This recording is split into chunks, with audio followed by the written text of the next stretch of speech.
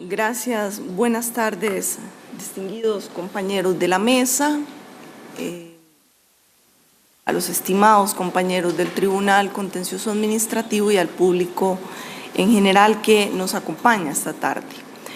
Un agradecimiento también muy especial a la Comisión de Derecho Administrativo por permitirnos exponer lo que para el área de trámite, específicamente para un grupo, que no todos, de los jueces del tribunal, han sido algunas observaciones de manera muy general y que consideramos van a contribuir enormemente desde el punto de vista de la judicatura a la tramitación del proceso contencioso. Bien, como les decía entonces, la primera aclaración que hago es que lo que pasaré a exponer no es algo que propiamente es mío, es decir, no es solamente de esta juzgadora, sino que del cuerpo de jueces o alguna parte se propuso estas ideas. Pero no es de todos, aclaro eso, porque algunos en efecto pues tienen otro criterio. Bien, de forma muy general,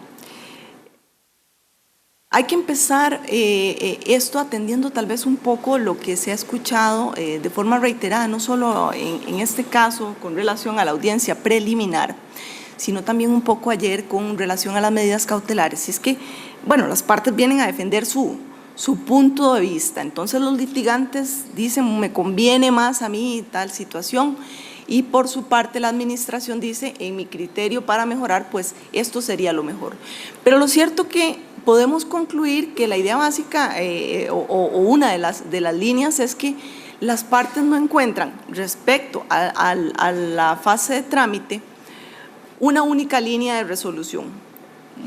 Somos alrededor de 15 jueces en el área de trámite y muchas veces 15 opiniones o 15 maneras de aplicar la normativa.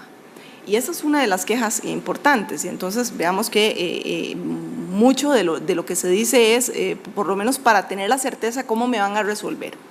Bien, y esto está relacionado con esas observaciones generales, a modo de introducción en el tema y haciendo también, una segunda observación en cuanto al tema en sí. Es cierto que el tema es la audiencia preliminar. Y verán que cuando entremos de lleno con las observaciones me van a decir, bueno, pero eso no es parte de la audiencia preliminar. No, es cierto, quizá la idea de los jueces de trámite es abarcar un poco la parte escrita también. Por una razón, es que en la audiencia preliminar, si bien es cierto, están previstas las 5 etapas que dispone el artículo 90 y que entendemos que la idea de la audiencia preliminar es dejar listo el proceso para que se vaya a juicio. Lo cierto es que se nos puede presentar lo que sea y entonces ahí en esa audiencia tendremos que resolver asuntos que eventualmente podrían ser resueltos de forma escrita, pero que no nos vamos a devolver porque entonces eso supondría un gravísimo retroceso. Con vista en eso es que les vamos a proponer estas ideas. Casi que me disculpo por el material de apoyo visual. Verán que en algunos casos viene el artículo, pero a modo de referencia, pero me parece que los de atrás no lo van a lograr, quizás mucho texto, pero viene el artículo al que se hace referencia con la observación y finalmente con una propuesta. No es tan abundante como las que han propuesto los excelentísimos compañeros de la mesa, quizás muy laxa, es decir, proponemos se elimine o se modifique X cosa, pero es que no queremos tampoco, y como les decía, qué difícil ponernos de acuerdo los 15 o los que participamos en este grupo para que de ahí saliera una sola idea. Bien, entonces, con este primer punto veamos que no es solo un padecimiento del área de trámite, es decir, en el tribunal, en general en la jurisdicción, pero en el tribunal contencioso, que es la parte de donde yo pertenezco, parece ser que la aplicación del Código Procesal Contencioso Administrativo en algunas normas, para los efectos lo que conocemos como CPECA, me van a disculpar, pero esa es una forma más abreviada,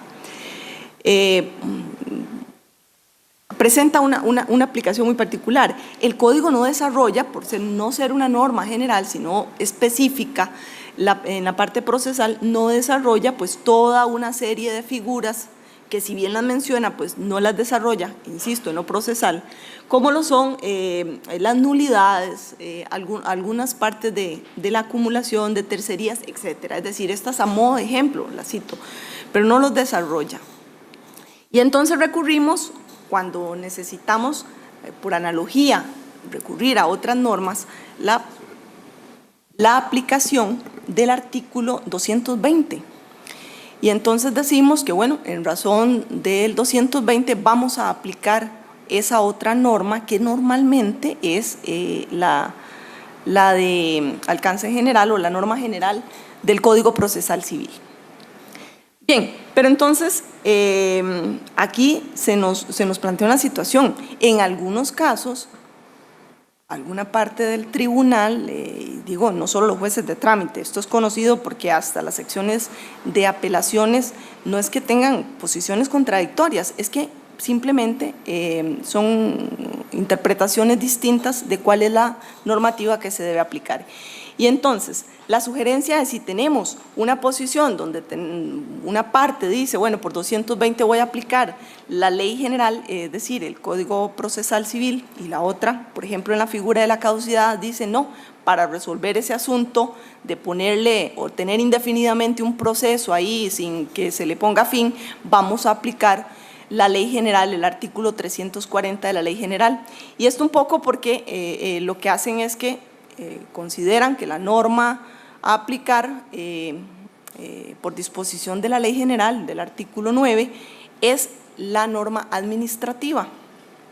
Y bueno, ese es un asunto que ahí se lo dejo, es una cuestión de posiciones. Lo que quiero dar a entender es que siempre tenemos esta variación. Y como les digo, ocurre también en apelaciones. ¿Cuál es la propuesta que hacen los jueces de trámite?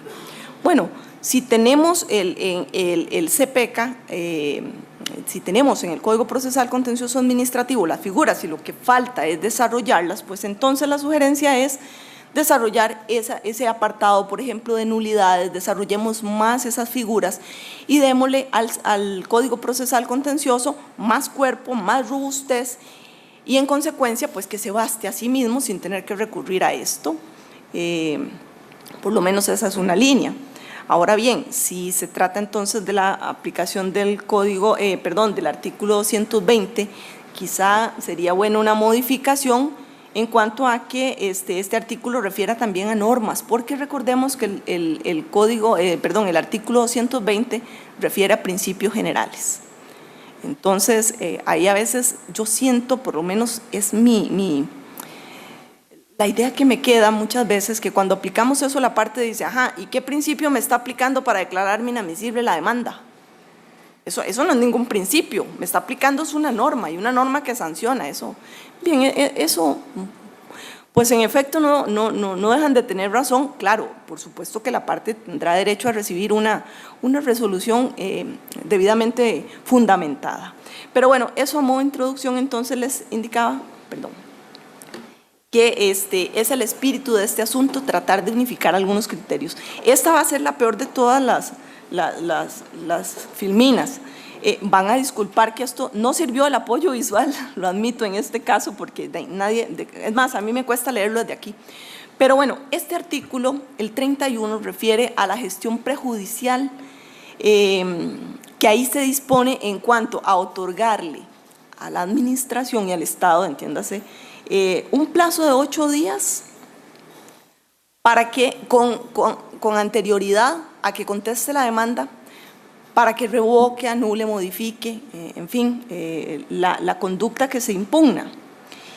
Y que si es así, pues entonces se da por terminado el proceso. Veamos que está en el artículo del agotamiento de la vía administrativa. El inciso 1 habla de que el agotamiento de la vía administrativa será facultativo, con la excepción del artículo 173 y 182 que refieren por su orden a materia municipal y de contratación.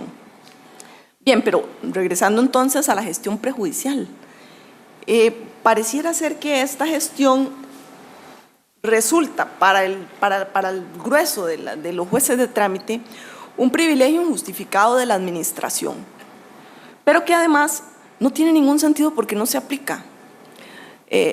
No se aplica no solo porque en algunos casos no nos permite entrar a ver, al no tener el expediente administrativo, asuntos de si se ha agotado la vía administrativa, porque le ponemos mucha atención cuando estamos ante materia municipal y de contratación, pero en el resto, como es facultativo, pues realmente es un gasto que el juez no hace esa inversión sinceramente. Entonces esto supone una norma prácticamente desaplicada, pero que además en la vida, les aseguro, he visto uno solo. Y es que también no solo es asunto mío, no solo mi experiencia, del común de los jueces, he preguntado, mire, ¿ustedes tienen alguna para poner un ejemplo, verdad? No, ninguno. Esta norma nunca, por lo menos pareciera ser, se ha aplicado. Es decir, cuando le damos esos 8 días y en efecto en esos 8 días la administración revoca, modifica, anula, en fin, en beneficio, la conducta impugnada en beneficio de la parte. Pero que además, si no lo hiciera en esos 8 días, entonces lo puede hacer en cualquier momento. Y sería una satisfacción extraprocesal conforme lo establece el artículo 15. Bien, en síntesis entonces, ¿qué proponemos? Pues la eliminación de esos incisos de ese artículo y que le dan ese plazo a la administración. En relación a la ampliación de la demanda, aquí, como les decía, no estoy hablando específicamente de la audiencia preliminar, pero veamos que se tocan algunos artículos de la ampliación de la demanda en cuanto a esto. El artículo 46, el 54, inciso segundo, el 68, inciso segundo, perdón, también, y el 95. Pareciera que son artículos que todos hablan de una cosa, no digo que necesariamente solo de eso, pero todos refieren a la ampliación de la demanda de alguna forma. Pero noten ustedes, perdón, que los refieren a plazos diferentes. Y el único que pareciera tiene algún tipo de justificación, y esto con relación a las actas legislativas, es el primero, es decir, el del 46, que sea un plazo de 10 días, y la justificación que se dio en aquel momento, por lo menos de parte de la señora procuradora, es que si hay actuaciones nuevas de la administración, pues habrá que completar el expediente administrativo. Se proponía un plazo de 8 días, pero decían, no, 8 días es muy poco. Y bueno, entonces se le dio 10. Pero para el resto, cuando la parte intenta ampliar la demanda, el plazo es muy restrictivo. Consideramos que tener plazos que varían sin ninguna justificación, por lo menos desde un punto de vista práctico, no solo resulta confuso, sino que es poco útil. ¿Qué proponemos? Tener un único plazo. Y se preguntarán ustedes, ¿y cómo llegaron a ese plazo de 8 días? Bueno, sacamos una media. Debo decir que tampoco fue que usamos una fórmula técnica, ¿verdad? No es eso, pero sacamos una media. Se le da a la administración un plazo de 10 días para que se refiera, cuando ha habido actividad administrativa, a la ampliación, pues entonces 8 días pareciera ser un plazo que debería ser igual para todas las partes. Por supuesto que, aunque no lo pusimos ahí en la sugerencia, pero no veo ningún inconveniente, por lo menos es lo que a mí me parece, en que las partes acuerden que el plazo sea menor. Porque digo, habrán cosas que son complejas y que sí requerirán todos los 8 días, pero algunas cosas no. Y bueno, si la parte dice, mire, en realidad en 3 días me puedo referir y no hay oposición, pues entonces se le da el plazo de 3 días. Pero lo cierto es que proponemos una unificación de esos plazos. Con relación al artículo 49,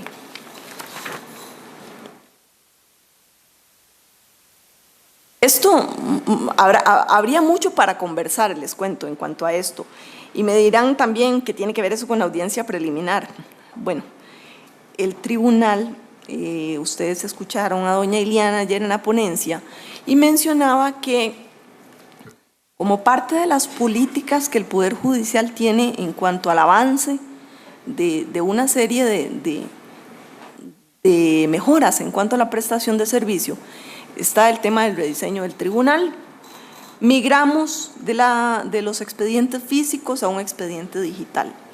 Quizá no ha sido tan feliz la migración para nadie, porque me parece que han habido quejas de nosotros a lo interno pidiendo mejoras, de las partes también, pero bueno, lo cierto es que el mundo en general va hacia esa dirección y no podemos quedarnos atrás. Pero lo cierto es que en particularmente me voy a referir a 2 puntos. El inciso 1 propone del artículo que de todo escrito presentado se deben presentar copias. Bien, y ese artículo está ahí, con expediente digital o no, la presentación de las copias, por lo menos de la demanda del primer escrito que se presente, es necesaria, porque con eso es que notificamos a la otra parte. Ya sería meternos en una discusión ahí un poco más técnica, bueno, ¿qué ocurre después? Pero ese no lo podemos olvidar. Entonces, esto lo estoy tocando porque tiene alguna trascendencia en la audiencia preliminar cuando las partes dejan para ese momento la explicación, por lo menos es lo que siento yo, de explicarle al juez, mire, es que las copias no me llegaron así, y es que los atrasos en la audiencia preliminar a veces no podemos decir que es culpa de una sola parte. Es decir, que el juez diga, no, es que las partes no presentan o hasta en la audiencia preliminar vienen a decir cosas, pues sería injusto. Considero que tenemos por supuesto que alguna buena carga en cuanto a las quejas que se presentan y algún tema tal vez de revisión en las que hay que poner las barbas en remojo como jueces de trámite, pero lo cierto es que estos asuntos relacionados puramente con lo del expediente digital se ven en la audiencia preliminar y provocan la suspensión en algunos casos de esta. ¿Y qué es lo que las partes mayormente se quejan y que nosotros atendemos o hemos atendido a esa solicitud? Es que resulta ser que el expediente digital no lo ven de la misma forma las partes que el juez o la jueza del tribunal. Únicamente cuando va y lo pide y parece ser que dan un disco y se lo graban así de esa forma y ya lo puede ver de la manera en que lo ve el juez, pero si no, lo ve como seccionado en archivos. Bien, en realidad la sugerencia, si ustedes lo ven, es, bueno, que el proceso, el trámite y proceso del expediente electrónico, que por cierto se ubica en el Reglamento Autónomo de Organización y Servicio, debería estar más contenido como una norma dentro del código, porque veamos que no se basta el 49, por lo menos a criterio de nosotros, en cuanto a que con eso se soluciona el problema de las partes y ahí está el expediente judicial y entremos pongámoslo, vaya a funcionar y ahí vamos viendo, ahí solventamos de camino. Bueno, consideramos que en este caso se puede hacer una mejora importante y es una sugerencia que se puede tomar en cuenta que incide, como les digo, en la audiencia preliminar. Por supuesto que también incide en la audiencia preliminar, en la etapa de prueba, el artículo 50. Y este artículo 50, caramba, es uno de los artículos que más podríamos considerar como que tenemos una división. Si lo vemos ahí, porque creo que tal vez los que tengan buena vista pueden leerlo, tiene dos incisos. El primer inciso, pues básicamente indica que no se puede presentar más prueba documental con la salvedad de esos 3 incisos subincisos del inciso 1.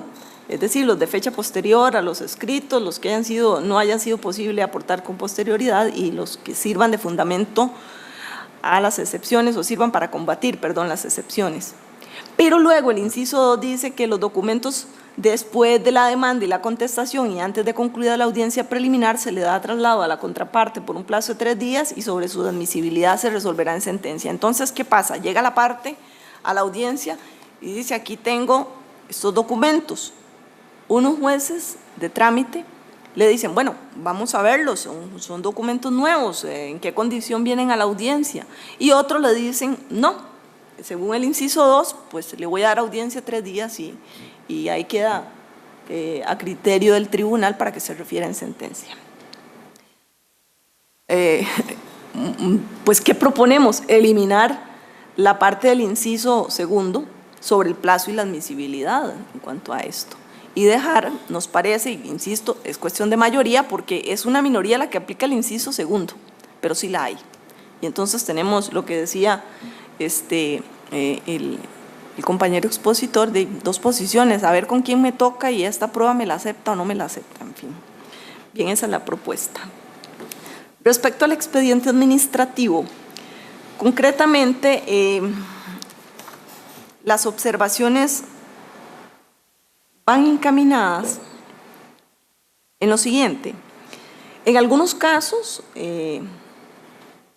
aunque jurídicamente corresponde, porque así lo menciona el artículo, no indica la administración porque no aporta el expediente administrativo.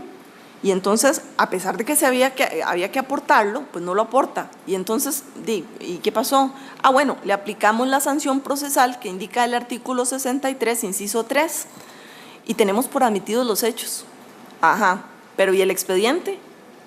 Es que el expediente administrativo, la parte lo requiere el proceso. Esa sanción no solventa la falta de presentación del expediente.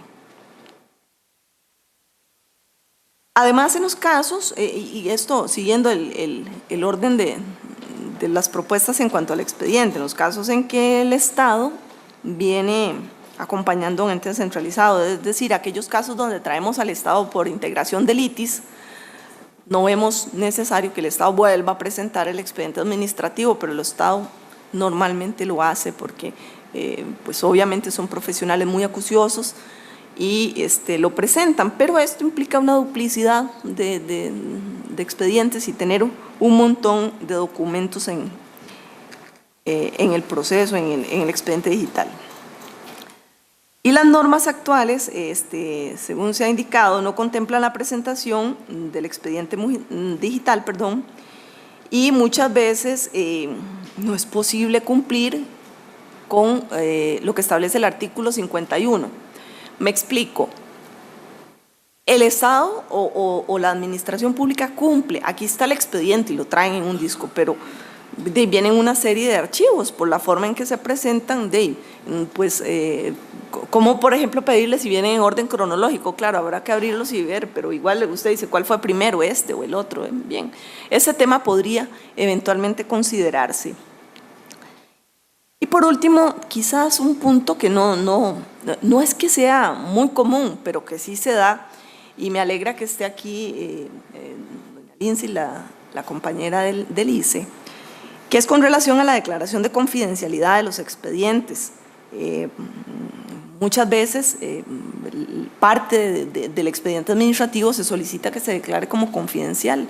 No es las más de las veces, insisto, pero sí es, y no tenemos ninguna norma. Puse de ejemplo el ICE y las telefónicas porque es donde más he tenido yo la oportunidad de ver que me solicitan esto. Pero bueno, quizá deba ser importante referirse a este caso específicamente. Entonces, las sugerencias brevemente, en caso de no aportarse el expediente administrativo cuando corresponda, que la administración esté obligada, y que así lo indique la norma, a aportar la constancia certificada de las razones por las cuales no está aportando el expediente administrativo. Con esto lo que queremos es cerrar la puerta a que simplemente no se traiga el expediente administrativo, pero no se diga por qué no. Que se indique. Y establecer una sanción, que les adelanto que no sea la del 63, inciso 3, porque esa no me parece que resulte efectiva. Incluir normas en cuanto a la presentación del expediente en formato digital, su aporte en formato digital. En esto, pues, quizá tengamos que reunirnos un poco con la parte técnica y valorar qué se puede hacer. Y esto pensando en una mejora, porque no todos los que venimos o que estamos en el proceso imbuidos de esto, entendemos o manejamos bien las tecnologías de la información.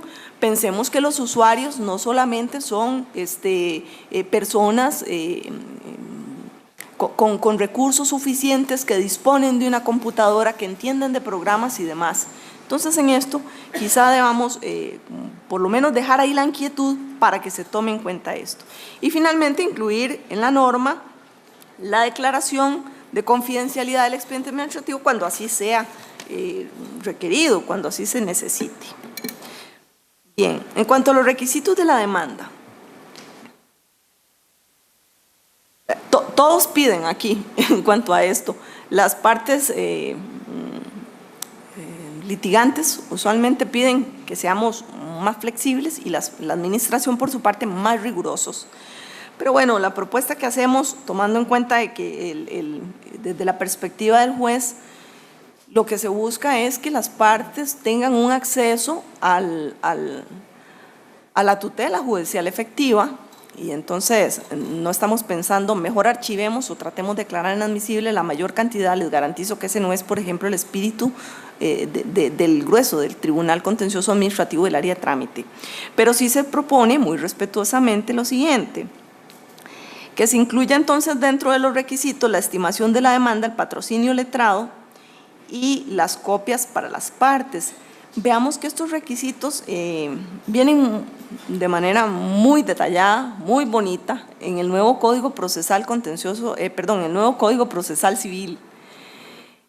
Si esa norma la tuviésemos que aplicar, como decíamos, por analogía de algún modo, pues ahí viene muy detallado, pero si lo que queremos es dejarnos de algún modo nuestro código, aplicar nuestra normativa, se sugiere que esto sea incluido dentro de ese artículo. Estos son necesarios y evitan prevenciones que conllevan atrasos, claro. Y veamos el ejemplo de las copias.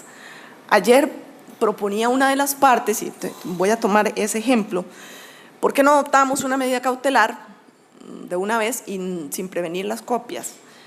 Bueno, es que las copias necesariamente es la forma en como le notificamos, sobre todo el primer escrito, como dijimos, y según la ley de notificaciones en su artículo 19, a la parte. Pero además es que pasa que cuando adoptamos una medida, una vez que ya la tienen, aunque sea provisionalísima, luego no urge tanto presentar las copias. Y nos quedamos ahí, las presentamos el otro mes. En fin, eso en algunos casos, por supuesto que no es en todos. En esto debo ser muy clara. Hay litigantes sumamente responsables que sí las presentan, pero también los hay que no. Bien, entonces este asunto de las copias debería estar incluido como un requisito, porque actualmente pues se pide, pero apelaciones por lo menos no permite que la no presentación de copias, que se pueda declarar inadmisible la demanda por la no presentación de copias. Entonces tenemos una medida cautelar otorgada, un proceso que está ahí pegado porque no se puede notificar, no hay copias, y la parte no le urge, por lo menos a la actora. Actualmente también muchas demandas en los hechos no refieren a circunstancias fácticas claras y específicas. Sí, porque el artículo nuestro, eso es un poco laxo. Lo único que pide es que se pongan los antecedentes relacionados con el objeto, los hechos y los antecedentes relacionados con el objeto del proceso, expuestos uno por uno, numerados y especificados. Y cuando vemos así, casi que nos suena tan general que todos cumplen. Debemos ser probablemente más restrictivos en cuanto a esto. Y si bien, ¿por qué no?, migrar como lo propone el nuevo Código Procesal Civil. Así tal cual lo dice el código, tiene que haber en efecto una narración de hechos que resulte cuando menos lógica, porque ahora lo que aplicamos es, bueno, se entiende, resulta entendible, ahí se entiende. Entonces, bueno, si la entiendo, probablemente el otro pues la puede entender, la otra parte, y no le causará una indefensión. Pero eso es haciendo un criterio amplísimo, que ya hay un reclamo importante y que no es que no tenga fundamento ese reclamo, de que los hechos vienen llenos de apreciaciones subjetivas, hay un montón de texto incluido dentro de los hechos y que al fin, bueno, termina entendiéndose así de manera general X cosa, pero que los hechos son cualquier cosa menos hechos. Y tienen razón. Pues bien, esa entonces es la observación que tenemos. También tenemos una observación rápidamente en cuanto a los daños, y es que el código solamente indica que los daños debe indicarse en qué consisten y qué los origina, además de la estimación prudencial, cuando son accesorios. y no cuando pues, es que debería ser así en todos los daños, no solamente cuando se dice de forma accesoria. Y en el apartado de prueba, hacer un ofrecimiento detallado. Aquí lo que pedimos es que sea como se propone en el nuevo Código Procesal Civil. Bien, entonces esas son las observaciones y las sugerencias, incluir como requisitos, cuando menos, la estimación de la demanda, el patrocinio letrado y las copias para notificar a la parte demandada. Eliminar la palabra accesoriamente en cuanto a los daños y perjuicios. Y aquí me faltó, porque recuerdo que lo hablamos, que los compañeros decían eliminar los antecedentes, porque no tienen ninguna utilidad y a veces se desgastan en 5 páginas de antecedentes. ¿Y para qué sirven? Digo, es que si fuera un breve antecedente para ubicar en contexto la situación y luego entrar en los hechos, pero casi nunca es así. Y aunque sea así, pues de poco sirve, porque los antecedentes no tienen ninguna función práctica dentro del proceso.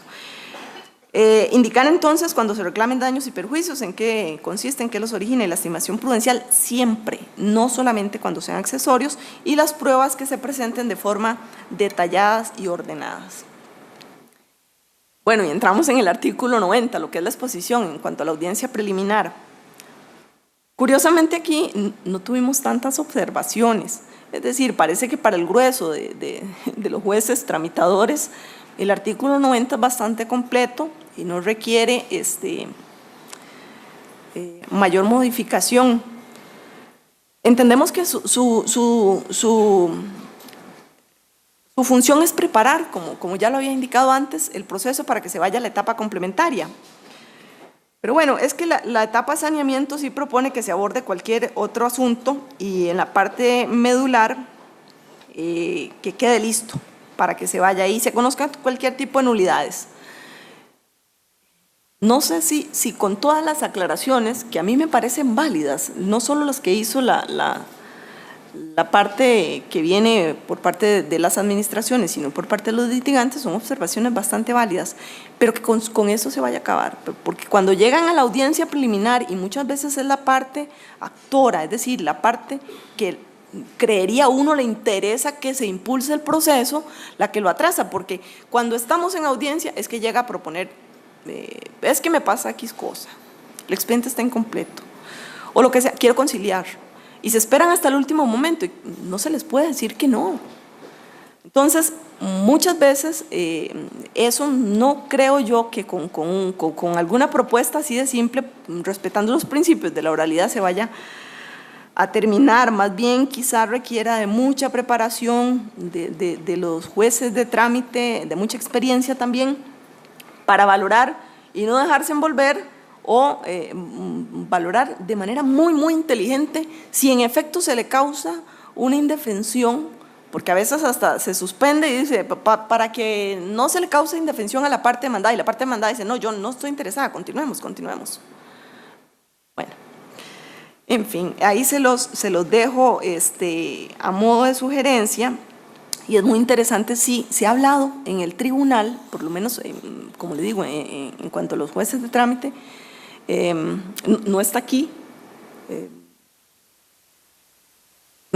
pero valorar, incluir como una defensa previa la falta de legitimación cuando es evidente y manifiesta, y no esperarnos hasta que sea de fondo. Pero bueno, no nos metimos mucho con ese asunto, quizá porque tal vez conlleva más trabajo para nosotros también, pero bueno. Por último, la observación entonces ahí, en cuanto a la audiencia preliminar, es que se tome en cuenta la propuesta de nulidades, de inclusión de las nulidades para nuestro código, si fuese el caso, porque en la parte de saneamiento pues es sumamente importante, y adicionar que cuando eventualmente deba declararse la audiencia preliminar de forma privada, aquí abordamos un tema que no es común, pero que podría darse. Pensemos cuando tenemos menores de edad o que hay alguna situación. Por lo menos es una observación que se ha hecho por parte de los compañeros de trámite.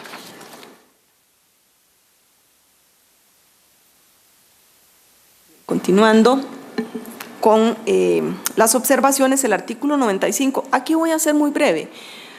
Sentimos alguna incomodidad, si se quiere, con este artículo, y es en la parte en la que se interpreta que eventualmente el juez o la jueza de trámite, o el tribunal de juicio, pero bueno, eso que ya son otros compañeros, de oficio o a gestión de partes, y esa gestión de parte, pues entendemos que la parte puede plantear lo que sea y tenemos la obligación de resolverle, pero que de oficio eventualmente pueda ampliar, ajustar o aclarar las pretensiones, los fundamentos alegados de la demanda.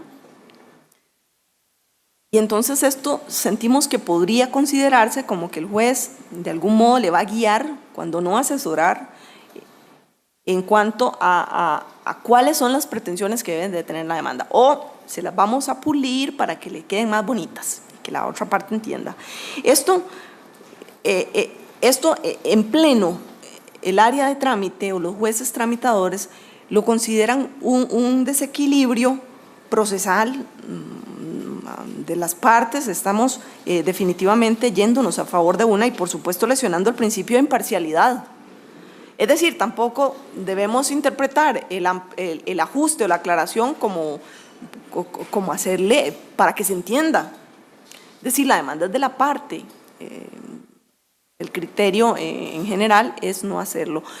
Como indiqué, no es un criterio unánime, entonces pues sí, hay algunos jueces que consideran que eventualmente eso no hay mayor problema de que le quede más bonita si le adaptamos, si ajustamos para que diga de X forma.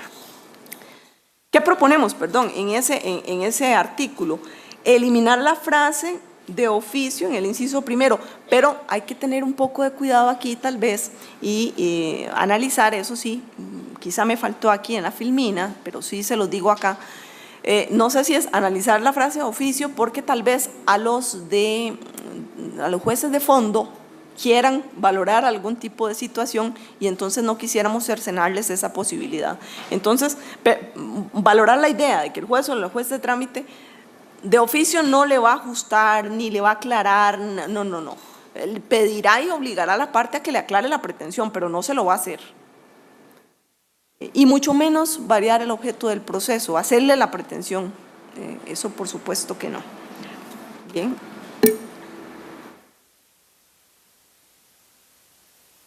El artículo 98, básicamente la propuesta que hay es en ambos incisos, pero el primero es por una cuestión práctica. El inciso primero del artículo 98 lo que indicaba es que cumplido el trámite de audiencia preliminar, el juez o la jueza tramitadora citará de inmediato a las partes para la realización del juicio oral y público. Esto pareciera que dice, no, pero es que aplíquemelo porque esto le va a dar celeridad al asunto. Sí, pero bueno, tampoco es así, porque el hecho de que yo vaya y le pida de una vez la fecha no quiere decir que se la van a dar para dentro de un mes.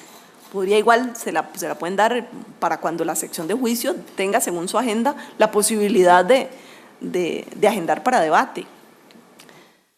Pero además plantea la situación de que tal vez cuando antes que eran 3 o 4, quizá, en ese momento se podía hacer, pero ahora que somos 15 y son 8 secciones, pues andar detrás de los jueces de juicio no solo obliga que estemos ahí esperando y quizá los compañeros en debate o en alguna otra situación, y las partes esperando, yo esperando que terminen y las partes esperándome a mí, bueno, no es práctico. Definitivamente con todo este asunto del rediseño también se ha pensado y se ha valorado y esta norma definitivamente sí que no es práctica. ¿Y qué proponemos? Eliminarla.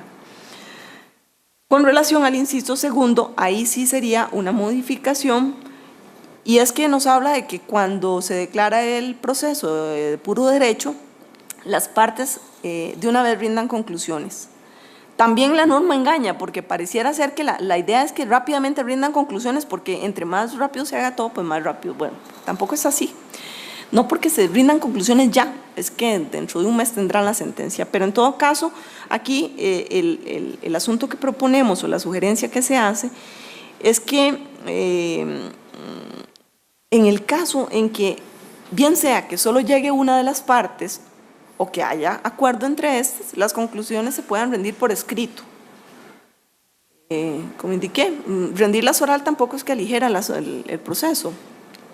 Y sobre esto hay otros temas, ¿verdad? Algunas veces será por estrategia. Decimos, bueno, rindámoslas por escrito. No, yo vengo preparado, quiero rendirlas ya. Bueno, entonces si no hay acuerdo de partes, pues se rinden de una vez.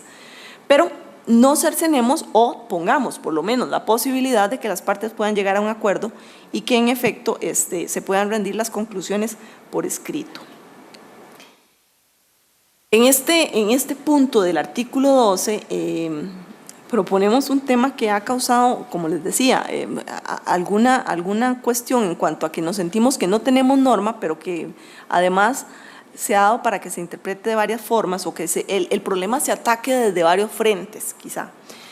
Y es que al no prever qué hacer con un proceso que debe ser impulsado por la parte que acciona, nos quedamos con una situación en estado ahí suspendido, sin poder terminarlo, porque pues, el tribunal no puede accionar, la parte demandada se queda con un asunto ahí pendiente y esto viene a lesionar su derecho. No, es que no puede tener el proceso pendiente, imagínense, 4 años o el tiempo que sea. Entonces, por certeza, que haya una forma de poner fin a esa inactividad de la parte de impulsar el proceso. ¿Por qué caducidad? Bueno, ya lo aplicaban una de las secciones del Tribunal de Apelaciones, porque además una parte de los jueces tramitadores acudieron a esta figura, pero se contempla en la nueva norma del Código Procesal Civil la caducidad y entonces la propuesta es sugerirla como un modo anticipado de determinación del proceso, pero que sea incluida si es que no se hace, o sea, si no se hace la aclaración al 220, y bueno, en todo caso, bien sea por analogía, por lo que sea, se seguirá aplicando porque el tribunal se niega a dejar en ese estado, como les digo, como de animación suspendida el proceso, y que además propone un asunto práctico, y esto quizá nada más a modo de información contarles que para efectos administrativos del circulante y por qué no hasta de la mora judicial, tener ahí una cantidad de expedientes y en qué condición estaba, y pues ahí en proceso, esperando que alguien cumpla.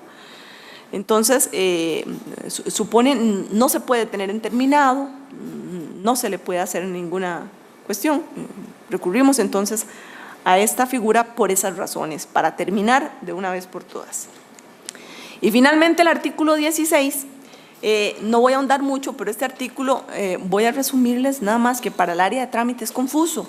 Es un artículo que, caramba, se encuentra en otros modos de terminación del proceso, pero no es claro si la pretensión del proceso de conocimiento de la equiparación y además indica que si antes o durante la audiencia preliminar se solicita, ¿quién resuelve? Porque si es el juez de trámite y pensemos que hay una defensa previa, digamos de caducidad, ¿qué resolvemos primero? ¿La equiparación o la defensa previa? En fin, la sugerencia aquí, muy brevemente, es hacer una reforma clara o reformular de forma clara ese artículo. Bien, con esto termino entonces únicamente con la reflexión siguiente. Por más clara que sea una norma, por más mejora que le hagamos, mejorado y recargado el Código Procesal Contencioso, no va a funcionar si no hay una correcta aplicación, por supuesto, desde el punto de vista de la judicatura y, por supuesto, desde el punto de vista de las partes. Se requiere entonces tomar conciencia desde el punto de vista de los jueces de todas las críticas que a lo largo de muchos seminarios, observaciones de las partes y demás se han hecho, pero también de las partes, porque una demanda mal presentada pues es casi que ya una muerte anticipada, lo que se puede prever, o un proceso que se torna un viacrucis. Con esta reflexión termino, les agradezco su atención, muchas gracias.